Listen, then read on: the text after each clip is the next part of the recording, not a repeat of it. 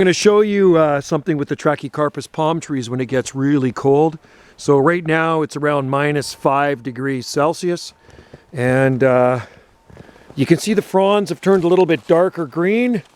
And actually when it gets really cold, you see how they fold inwards? That's what I was talking about. It's kind of this protection method, right? So it doesn't hurt them, but you can see that's what they do. They fold inwards, and then other broadleaf evergreen plants like Fatsia japonica, they flop down. See how they kind of droop down? This is a Japanese Aurelia. In extreme cold temperatures, they do that. And same with rhododendrons will also droop down. There's a rhodo there. Some of the other ones are buried in snow, but it's a cold day on the rock.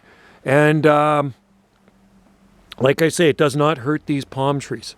It has not been cold enough here to bother our palm trees, especially Trachycarpus fortunei palms. They've been through all of this before, so it's nothing for them. And you can see the center spears. So once it starts to warm up, these guys will start to grow again, right? But in this weather, obviously not growing. But that's a very interesting thing about these palms, how they do that when it gets cold. So once the temperatures warm up a little bit, these fronds will also open up, right? So there you are. Trachycarpus fortunei palms, -5 degrees Celsius, which is just a cakewalk. This is just icing sugar on the cake right here. You see? That's what that is, a frosting of icing sugar on the palms.